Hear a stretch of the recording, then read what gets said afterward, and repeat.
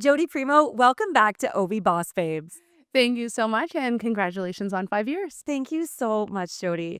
And Jodie, just a side note, I was talking to my mom this morning prior to us arriving here today, and I was saying how I noticed I'm like, I don't ever see any other female lawyers in our area ever doing speaking engagements or I mean, being invited from the chamber to be a networking speaker, anything like that. And so I just have to say, you are not only a trailblazer in your industry, but you are just setting the bar high because I'm like, I don't see anybody else doing this shit. So thank you for always like, being an open book for lawyers across Renfrew County. I certainly am an open book, and I'm sure my ego plays into this a little bit, but I love speaking engagements and talking about how I got here and what's going on. Yeah. Yeah. And Jodie, it's actually such an interesting journey because initially you had first studied theater education in school, which is so funny because I remember us initially talking and you mentioning how perhaps your journey could have taken you to Broadway. And instead you wound up becoming a lawyer. So refresh your memories. How did you make that switch? So it's so funny. I was thinking about that on the way here as well, that I was in drama and education. And part of the reason I chose the program was because I had visited Brock University in the spring. And in Renfrew County, it was snow everywhere. But at Brock, it was beautiful green gardens. And I thought, oh, I should go here. And that was a big reason why I chose that. And so I was doing theater. And I thought I would really like it. But there were some things about it that I couldn't move it from hobby to career. So I think we had an exam, and it was an interpretive dance that had to have a number of words, but they couldn't be a phrase. And so I was doing a somersault and saying tree, and I thought I gotta get out of this. And so I moved to psychology. But one of the plays that we learned about was Antigone. Okay. And so it's one of the very first feminist plays. And so it's a Sophocles play. And essentially what happens is the premise is there's two big groups, two political groups. They go to a civil war, and the group that wins installs the king, and the king punishes everybody from the other group. Okay. And essentially, uh, Antigone has two brothers, one of which is elevated to the status of hero, and the other one was on the other side and was criminalized, wasn't given a proper burial. And so Antigone goes to the king, and she says, my brother deserves a burial, which is pretty unheard of because, women in ancient Greece weren't given a lot of leeway to talk about anything. Yeah. And she does that, and he says no, and he banishes her. She buries him anyway. And unfortunately, it's a tragedy. She gets banished herself and dies. But I'll tell you where I'm going with this is something that was back from my theater days. But when I think about it now, it's very close to what I do. And that's that I represent people who are vulnerable and who often don't have a voice themselves. Right. And I stand up to the state, and literally in Canada to the king, and to all of the resources. And I stand beside the most unpopular person in the room, and I advocate for them. Yeah. And when I win, it's rarely celebrated. There's a lot of hateful comments that come because it's not a popular position. And when we don't get the result we want, we still argue anyway. And so I was thinking about this play and about my theater roots and how prescient, how salient it is to my lived experience now, where I feel a bit like Antigone in that I'm ready to make a courageous leap and to stand beside causes that I believe in, even though it's not going to make me a hero. And I think that that's maybe it had a little bit of um, an effect on what kind of law I ended up choosing, being criminal law. So that's a really long answer to your question. But I love that, and I think that's a really wise perspective on that too. You are an ally, and you are somebody that's going to advocate and stand up beside somebody, even if it might not be the right thing to do, or it might not to say not the right thing, but even if that person is in the wrong, Yeah, because they still need somebody who believes in them that's right. in some aspect. If you can think of the worst day of your life, the absolute worst day of your life, and think how lonely it would be to do that alone. Mhm. And particularly if the worst day of your life is at least part or in parcel to something that you did that you're not proud of. Would you not need somebody in your corner? Would you not need somebody to stand with you and help you when you're faced against the Yeah. king? You know? This is such an eye-opening conversation, and I think it actually really puts things into perspective because so oftentimes anybody that is is accused of doing something wrong and even horrific and terrible, it's all kind of like kill the beast. Die, die, die. You deserve the worst. Who is there on the other side with them to say, wait a second, wait a second. Doesn't everybody deserve some kind of sympathy or some kind of second chance? A second chance, sympathy, or sometimes justice. Yeah. Like it's a very humbling job because you recognize that the person you're standing beside is often just 2 or 3 steps from yourself. You think about, like, a bad decision you made.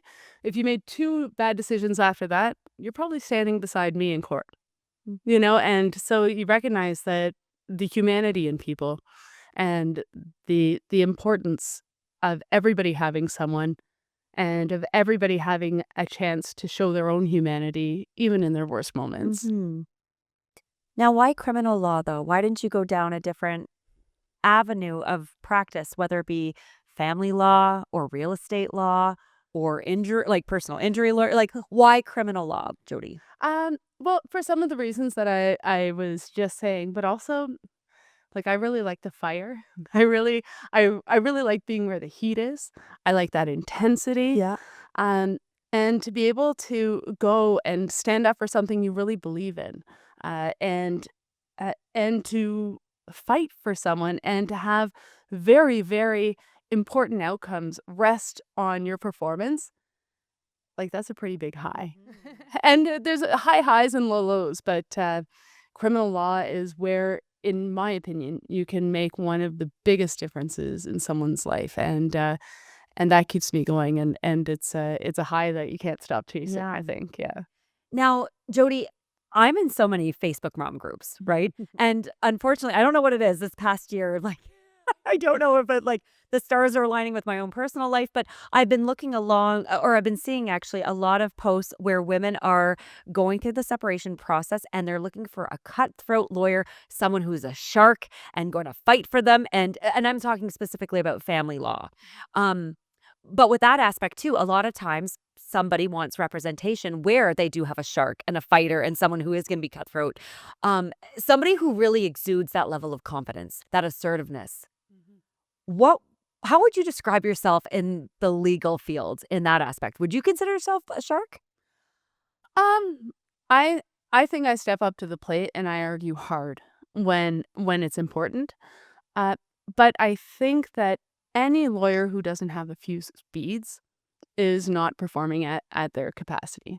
And so I think that it's really important to go after the big arguments and to make risky decisions and to fight hard.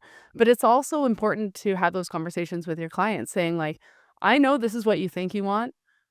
And as good as it's going to feel in that moment, it's not going to deliver the result you want, which is actually going to requires something a lot softer and a lot more open. And so I think it's really important to have different levels. And I think that's the case in any profession. You Mhm. can't do everything hard all the time because different situations don't need hard. So an example is when I cross-examine a child witness, and it could be a child complainant, a child witness, and some people might think I want a lawyer who's really going to like stick it to this witness and show that they're lying and whatever. But in my opinion, child witnesses, when you cross-examine them, they just want to be heard, and they're going to tell the truth if you talk to them in an understanding, empathetic, but firm way. And Mhm. so my cross-examinations of children um, often mimic the conversations that I have with my daughter, and that's getting to the point, listening, and being soft. So I think having those levels are different, but I do want to touch on something that you mentioned, and it's this confidence, right? People Mhm. who like confidence.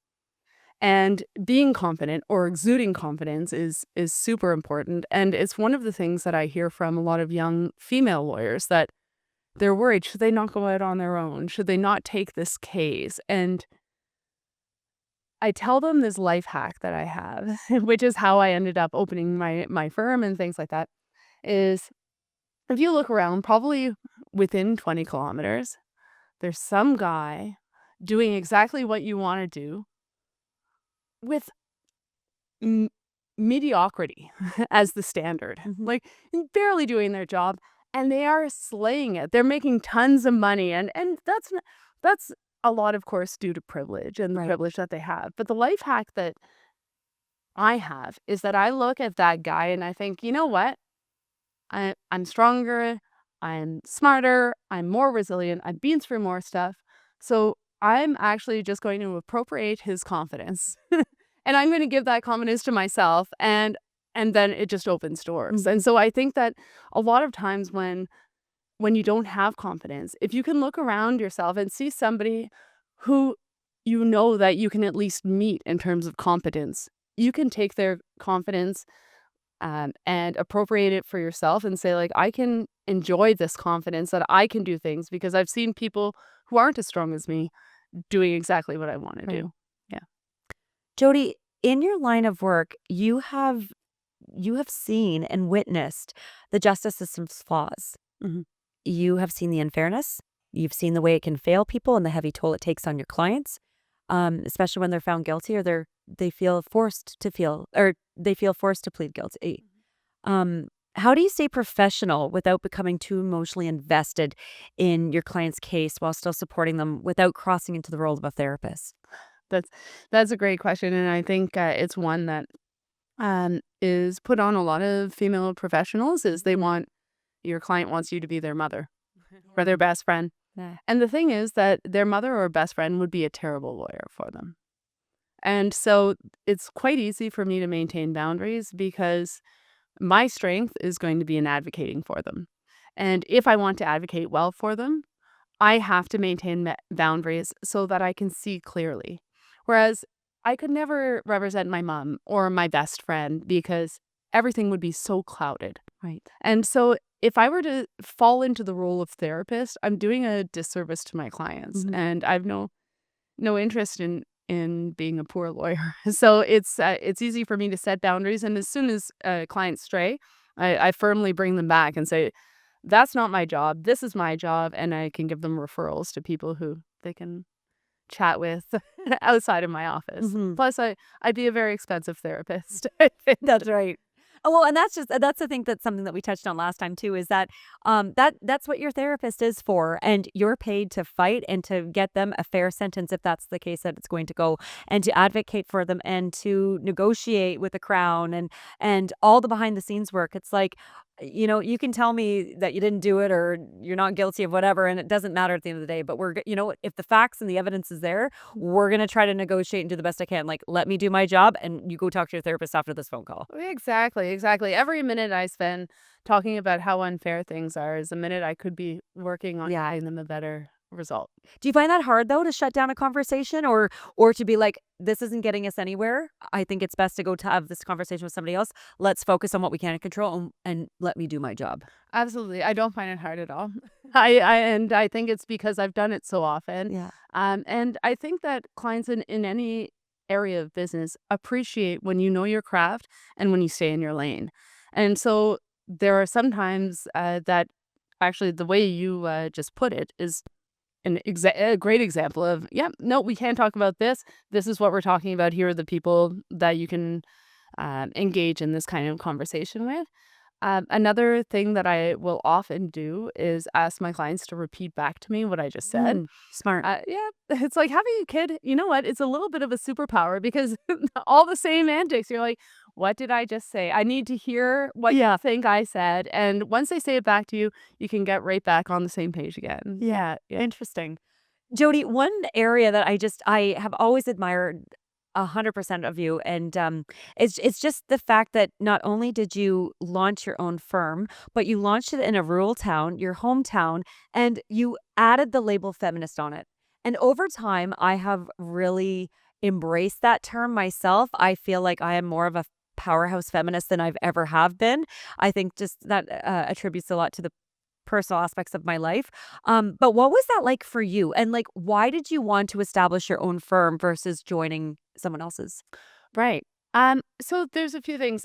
When I decided to have my own firm, it's because I was working for a lawyer um, who didn't himself practice criminal law. So I had created my entire client base. I had created a website. I was self-promoting, and I had amassed a pretty good criminal practice. And so at that point, I realized it doesn't make a lot of sense for me to be giving a lot of what I'm earning to somebody else when I'm the one who's curating it and who's working at it. Mhm. So it just made more sense for me to go out on my own. We had discussions about me becoming a partner. That didn't come out. So eventually, I thought about a lawyer who I thought was not that great, and I thought if that guy can do it, why can't I? Yeah. And to be Yeah. very clear, that's not the person I was working for. It was a different lawyer I was thinking of. And so I decided I was going to start my firm, and I was just going to jump in with 2 feet. And I was talking with Shayla Brecken, who coached me, Mhm. and we were trying to figure out what my brand was going to be, what I stood for, and what we were going to do about the female thing. Because a lot of people, well, Deep River had never had a female lawyer. Mhm. And so we were thinking, is being a female a problem? Do I have to excuse it? Is my brand like, I can do anything a man can? Mhm.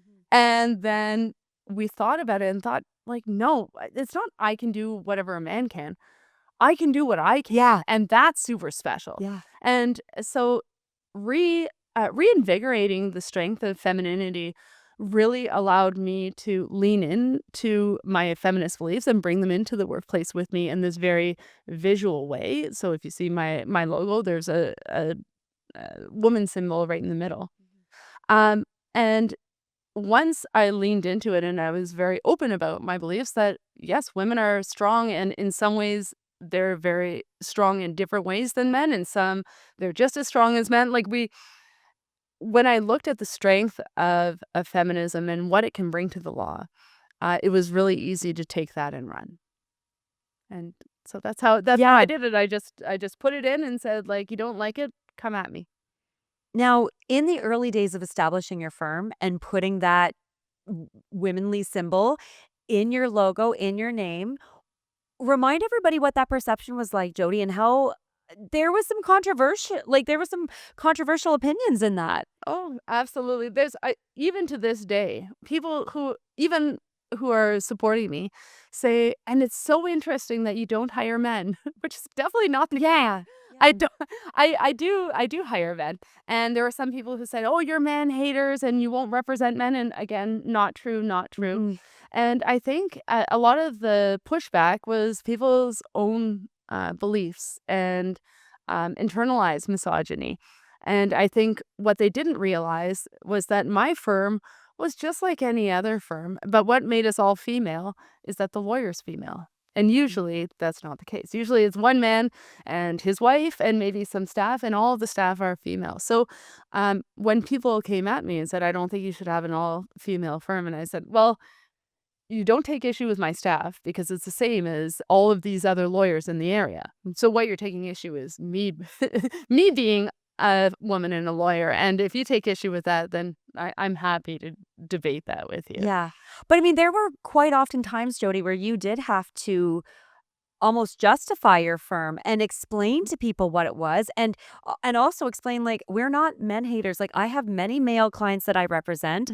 I employ men, and it's just it was a different I mean, it was also a different time though too. I feel like society has come a long way, but there is still lots of growth and lots of education around it too.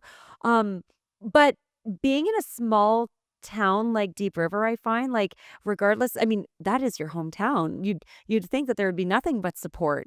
And I'm just really proud of you that you did not let any bias or haters or anybody stop you from going after your dreams and building that. And I'm really happy too that you had Shayla Brecken coaching and guiding you along with that to kind of back that up and say, this is what Redford County needs. Absolutely. And now Deep River is pretty progressive. Yeah. It's got a pretty high education overall in our population. But yes, I think um, it took a little bit of courage initially. However, in my hometown, people also know exactly what they're going to get. Yeah. If they start to argue with me, is we're going to have a very open and clear debate. And so I think when you meet those kinds of concerns or the haters or whatever, if you meet them with confidence and with facts, you're going to come out on top every time.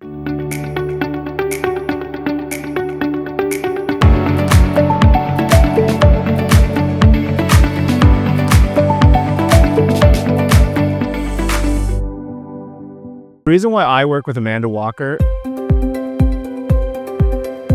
Working with Amanda, absolute delight working with her. She's a ray of sunshine. We love working with Amanda. I really love how she's able to engage the staff. They love working with her. very knowledgeable in social media, and she's really, really fun and easy to work with. Stressful to be in front of the camera for some people. And because he is comforting, Amanda is able to get my staff involved. Frees up a lot of my time that I don't really have to do that part of the job. I have more followers than ever, and my engagement is the best that it's ever been.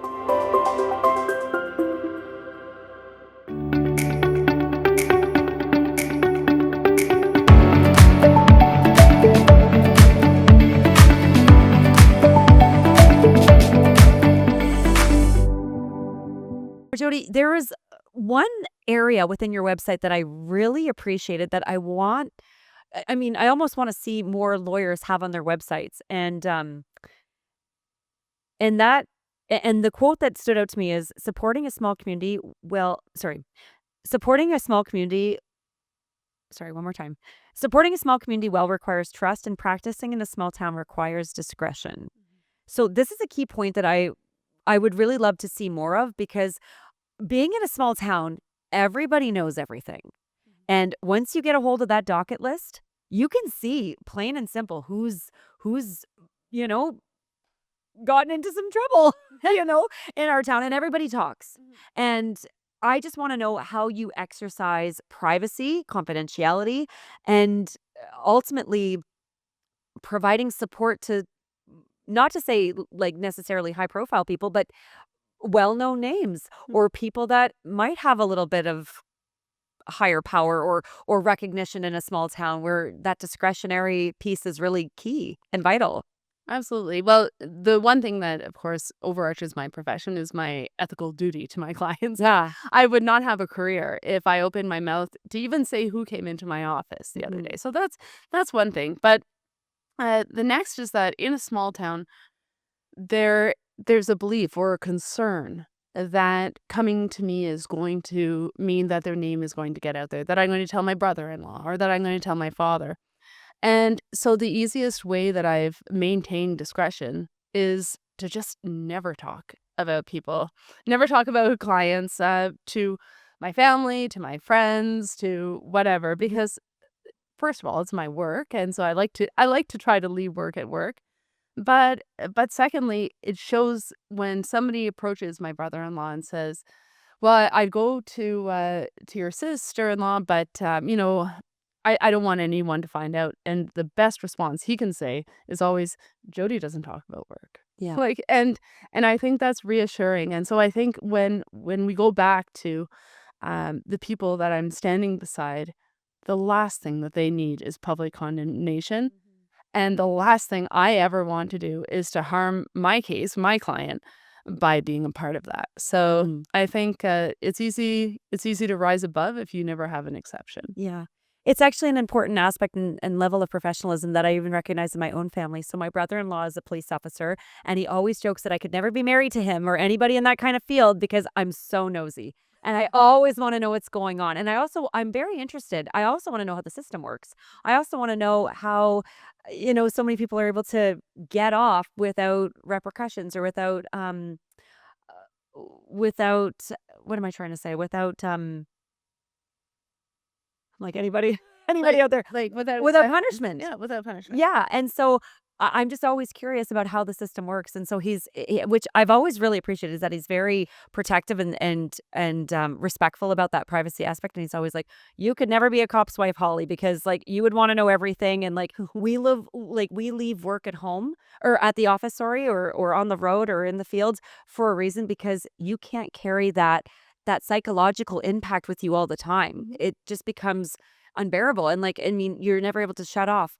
But Jody, you're dealing with high pressure cases where, there's criminal charges anywhere from theft to domestic violence to murder. Like, how do you shut that off? Because I personally feel I would never be able to. Right.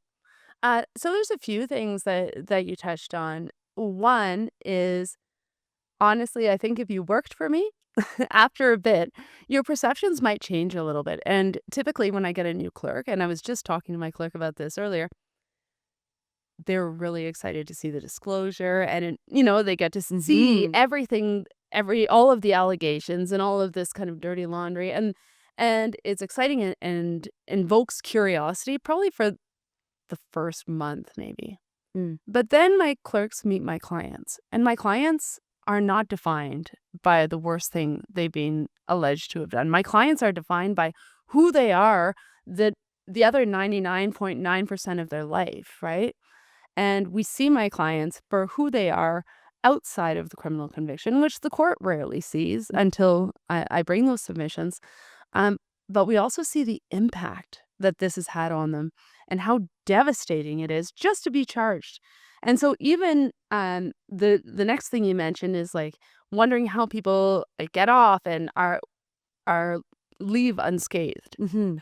The thing about the criminal justice system is that nobody wins. And that's one of the first things I tell my clients. Or if I'm consulting with a victim, it's the first thing I tell the victim. I said, in the end, everybody is going to be disappointed, sad, and a bit traumatized because that's the way the criminal justice system works. You can get all the way to a trial and win the trial, and you're $250,000 in debt. Mhm. That's it. You don't get that money back. So even when you win, you lose. And same thing with the complainants. Like if complainants or victims, the people who are alleging the things that happened to them, if my client is found guilty, they're not doing a parade and a dance because something terrible happened to them, and they had to relive it time and time again Right. over the last few years. So no matter what, nobody gets out of the criminal justice system uh, and wins. Right. Right. Yeah. And so how do I leave it at home? Yeah. It's a lot of um leave it at work. Mhm. It's real people, and I spend a lot of time thinking about them. But in order to have sanity, I have to think of other things. And so I've got a 5-year-old who keeps me thinking of her all the time. Yeah. But also it means that for some things, and I was actually just speaking with a nurse here during your anniversary party, and she and I were both talking about how there are some things that you can't unsee, and then you can't not think about it. And I made a very conscious choice for some of the cases that I don't take. And it's not because I don't want to stand beside someone who's being accused of this. That doesn't bother me at all. I'm happy to stand beside whoever I'm representing. But I couldn't swim in that evidence. I couldn't think about that day in and day out. And so I had to make a conscious choice to just not take a certain type of case because it wasn't good for my mental health.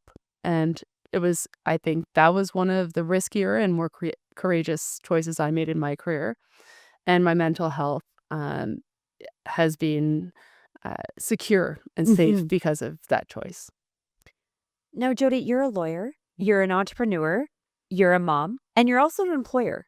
Yep. So you oversee an entire legal team from additional lawyers offering other areas of practice to an office manager and legal assistant.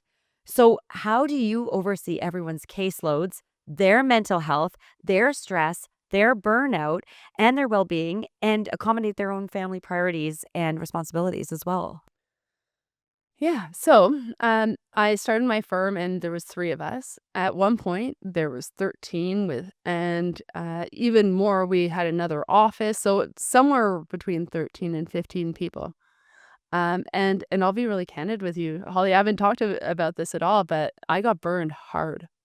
I got burned by an employee who I really trusted.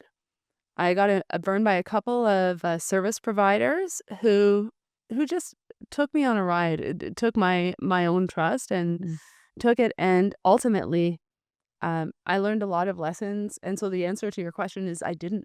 I wasn't able to do it all. And I do want to be really public about this because I think women think that they have to have it all or they have to do it all and that they have to constantly grow and they have to do all these things. And when I can't speak for all women, I can just, of course, speak for me. But when I tried to do everything, it was a mistake and I made a mistake. And so one of the things I did was I closed the Empire office and I brought it back to a place where I felt strong and where I loved what I did again. And that for me meant not being a manager anymore. So now I have 2 assistants and that's it. The other lawyer that that used to work for me now works with me in chambers with me. And so what I try to do is I try to think of my work as time away from my daughter. And I think how much money would I pay to spend an hour with my daughter? And that's how much I charge my clients.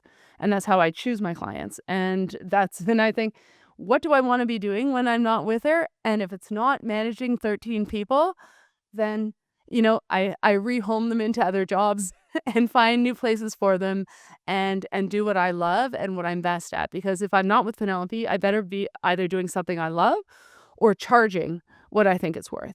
And so that's the answer. I love that. I love that so much. What a great perspective to be able to put your time, your valued time that you could be spending doing other things, not only for Penelope, but also for yourself. Mhm. With that being said, with all of these additional factors and stressors that you have on your plate, are you in therapy? 100%. Love it. Yeah. It's actually, I'm strong. I invested heavily in health benefits for myself and all my staff. Great. Because I believe just like physical exercise, therapy can also be preventative and is strongest when it's preventative. So I have a therapist who anytime things start to get a little bit hectic, I back in with. I do a lot of meditation and yoga and I give my staff time and benefits in order for them to get therapy because I think therapy can be essential. It's a privilege that we can do this. Not everybody who works gets to have a therapist, Yeah. But if you can afford it or if you can have a plan that allows you, I think that therapy is key. It's preventative. And actually, I don't know if I told you this when we were doing our previous podcast, but the way I got my current therapist is I started with her when I was 6 months pregnant. Because I had been doing lots of reading and I thought if there's somebody who is a candidate for postpartum depression, it's me. And so I called her up and had our first meeting and she said, "What's wrong?" And I said, "Nothing yet. Preventative measures. Yeah, I and love it. also, like, I want you to know what my baseline is, so when I'm completely off of it, you know, like, "Oh, that's different than how she normally is." Right. And so I strongly believe in that, and one of the first things I tell all of my clients when they come in is, "We'll get you therapy," and whether it's through the court, through the Robbie Dean Center, through the Bernadette McCann House, the first thing that we do is enroll them in therapy, because if at the end it doesn't impact their case at all, they've got therapy.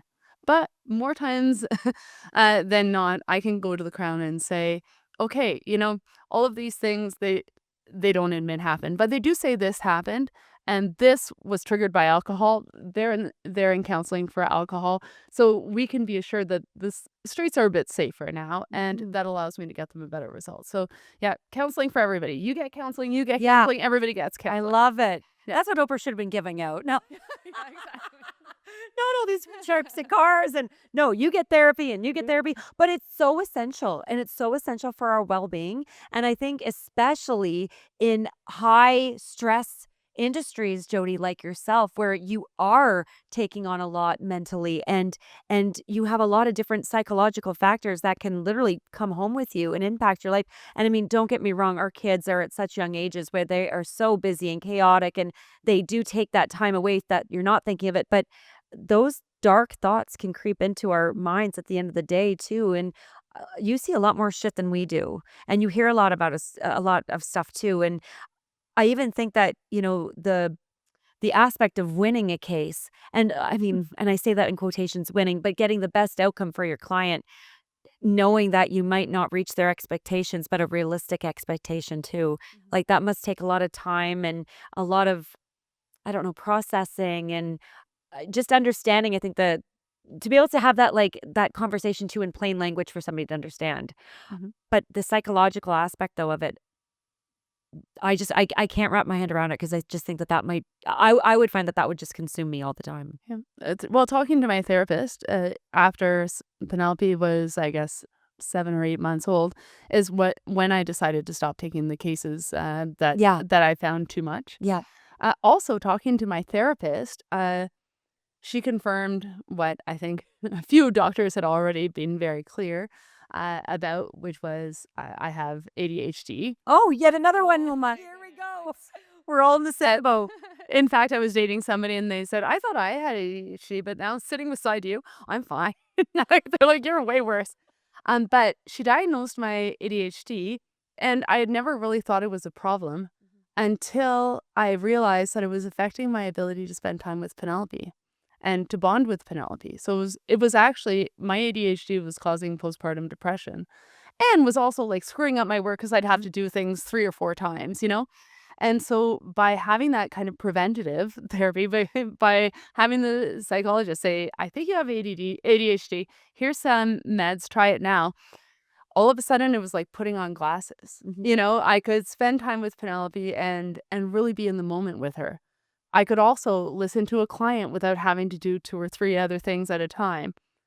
And while I still misplace things plenty, I misplaced things less. And so I got a lot more done. And so I do think that counseling has been and therapy has been integral to Yeah. to my success. I think it is. It is for everybody. And there's never a wrong time or too late to start therapy. And I mean, for myself, I am going through therapy, a different type of therapy now after going through a really traumatic time in my life where I was in flight and fight mode to the point now where I didn't have time to process things. And now that I'm starting to go through episodes of PTSD, it's like now we're going to kind of unpack everything and burn it, if you will, to be able to put that file folder away that we can now lock it and say that we don't need to go in there. So I think it's just, even for your clients too, Jodie, I think it's never a bad time to go through it and to process what's happened and to acknowledge and get yourself on the right path. I'm such an advocate for therapy. I love therapy. Yeah, it's like a library card. If you don't use it, it doesn't hurt. But if you use it, like, you get so much better. That's right. That's right. Now, back to personal aspects, Jodie. So you had your daughter in 2020 while reviewing client files in your hospital bed and returned to the office shortly thereafter without missing a beat, which I've always praised you for. But I also thought, oh my gosh, Jodie, like you just didn't stop. But I was right there. I was right there too with my second and my third. I was working away and calling Jenny Hodgson from Milano's Pizza, scheduling a podcast. She's like, didn't you just have a baby? I'm like, yeah, I'm still here in the hospital. So, I mean, I was right there with you.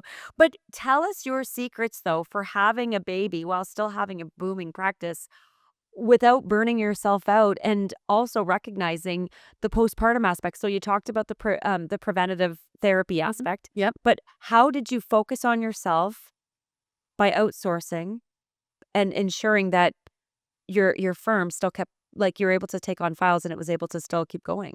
Right. So when I had Penelope in the pandemic, yes, I was my staff. I live in my building.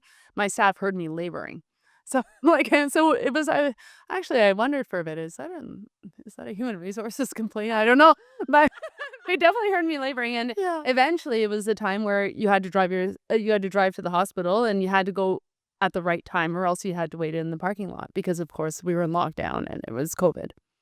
And so my sister took me to the hospital, and I had the baby almost immediately when I was in the hospital, and there were some complications, and closed a real estate deal at the same time. Goodness. It was a lot.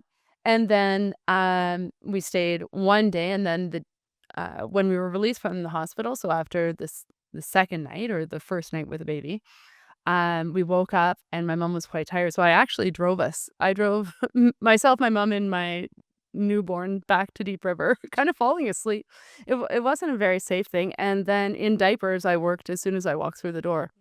But it wasn't a choice. I want to be really clear. Like it was a crisis and it was a terrible time. And I really blame a lot of that stress on trying to do everything. And the truth is that the pandemic created a lot of big crises. And so in order to keep the firm afloat, and because I'm a single mom by choice, by maintaining our only incomes, which also pays for our house, I had to do it right away. So not something that I glorify. It was something I wish hadn't happened, but something that I'm also very proud of myself Yes, and you for should doing. be. And so the way that I did it was by micro chunking work. Actually, I called Shayla and I said, "What am I going to do?" She said, "We're going to micro chunk." And so we had a very specific system where I worked on files. As soon as Penelope went to sleep, I would take out the files and just go through the most urgent ones and send them back down. Penelope would be back up, and then I could type and go to court. Um, and it helped for a few reasons. One is now anything that happens. So I told you, like recently, I got super burned on some business decisions. And I said, well, I'm still not in diapers and in a pandemic with a newborn. Like, I can do this because I've already done a hard Right. thing. So it helped with that. And it also taught me a really valuable skill, which is trying to separate emotion from strategy. And so recognizing, yes, I'm having a hard time. Yes, I'm full of anxiety. Yes, I'm scared that this is all going to blow up. But at the same time, I can just say, put that aside and say, what do I need to do now to make sure I don't get sued? These three things, okay, bam, bam, bam, done. What do I need to do to make sure that we're financially viable in a few months? Okay, these three things. And so I think it's being parents and mothers, we're constantly multitasking. And I think this level of pressure on top of this like very vulnerable time showed me not only that do we need to multitask, but we need to do it almost devoid of emotion if we want to get things done. Yeah. So yeah. So that's how I did it. That's how you did it. Lots of breathing, lots of Yeah. micro chunking. The things that women can do though, eh? Like we really are powerhouses of how much we can take on, how much we can control, how much we can juggle, but also just recognizing when we're at the point of no return where we are getting to the point of burned out. And I think that having like that preparedness of therapy and also recognizing too, Jody, when it was too much and recognizing that like, yes, I went through that and I'm fucking proud of myself for doing it, but that was not the realistic expectation. And that is not what I expect for any of my staff or any other woman out there either. Exactly. You know? I think that's the exact point. And actually, I did very recently get a new trick, and it was from Kristen, who runs Gila. Yes, yes. So I was talking to her and I said, how do you make sure you're not booked all the time? Because now that I've got a 5-year-old, we've got hockey and whatever. And I was constantly getting booked and never getting things done. And she told me that she books off 1 week every month. And she uses that week to just do office stuff, to do personal stuff. If she wants to vacation, she vacations in that one. Smart. And I started booking off 1 week where I don't have client appointments and I try not to do court. Yeah. And that's when I do drafting. That's when I do research. That's when I do business. That's when I do all these things. Yeah. And that has been such a great tool that I would love to endorse for everyone. And at first you think a whole week a month, like that's too much. But I swear to God, if you just try it, you'll be amazed at actually how much more money you make. Well, not even that, Jody, but like to mention how often we already do that alone, doing the pickups and drop offs and not like a massage even or running for your hair appointment and stuff. Like how often we already jumble that into our daily lives. And I mean, imagine if we had a whole week of just doing emails and administration stuff and all the little things that we have to do at home and like it makes actual complete sense. Yeah, you can finally I start and love finish a task Yeah. in that week. And also when I'm in court the other days, I'm not quickly trying to Get everything else done. exactly. Smart. Yeah, I Hey. can't take credit. It's Kristen Great nod. Kristen Leach, all her. Yeah. Who is Jodie Primeau outside the office? And what would people be surprised to learn about you? People who meet me outside of the office are usually shocked that I'm a lawyer. They think because I'm pretty goofy and I'm extremely spontaneous. That's probably a bit of the ADHD. And I can have a pretty um, stabbing sense of humor sometimes. And so I think people are genuinely shocked because they think that lawyers are supposed to be very regimented and very serious. And I'm just not that. Now, since owning my own firm, a lot of my own personality comes in. I've got to get things done, of course, but when I'm in the office, I I focus on doing my things, but I'm still a lot more fun than I used to be. So because it's my own firm, for example, we don't have a dress code except for you can't wear shirts that say things on it because I don't like being told what to do. I'm like, no, I don't want to laugh, live, and dance. Like, cut it out, go away. But I will meet a client in jeans with holes in them or whatever. I wear what makes me feel good. Love it. And I joke around about what I do, and I don't hide my political beliefs, and that I do think that women are equal and powerful, and if anybody has a problem with that, they typically our relationship doesn't last very long. Yeah, yeah. Yeah. Jodie, you have inspired me so much since the initial first time that we met to our first podcast interview to even I don't know, just bringing closure I think in some of my personal aspects in life, being able to sit down and have this conversation. I'm not going to lie, like I don't think it's a secret to many people. I mean, being in a small town that my family went through a really traumatic time and I'm really appreciative of police enforcement, of lawyers, of the justice system, and about how hard you guys work, how much you advocate, how much you support the families that are involved, and also just the emotional load that you guys take on for your clients, as well as being able to balance that in your personal life. And I'm really appreciative of you rescheduling meetings, traveling all the way from Deep River because now I do that drive now too. But I'm really, really grateful for you allowing me to pick your brain today, for being open, honest, transparent, and once again allowing me to have this conversation. Because I think it's really valuable and it's really important, and it also goes to show you that shit happens to everybody, and you know somebody has to be on your side. And I think that your opening conversation with that analogy really opened my eyes and gave me a new perspective as well. So thank you so much for being a part of OV Boss Babe. Well, and thank you. And I don't know if you've done this, and maybe you'll edit this out. I don't know, but I had no idea how your podcast started. And so I was talking with like one of our colleagues here, and she had said that during the pandemic, you just wanted to support people locally and bring people together. And it was just it was your own intrinsic motivation to bring strong women together and to ask questions and to I guess put your money, put your job where your heart is. And I congratulations to you for being such a mogul here, and for really making such a great support system, but also a great business. And I think we all have a lot to learn from you, Holly. So Congratulations. Thank you so much. And well, cheers to us, Jodie, and all the success that we are bringing to our community and all that we're going to keep building in the future and that what we're going to show our kids. Absolutely. Cheers to that. Cheers.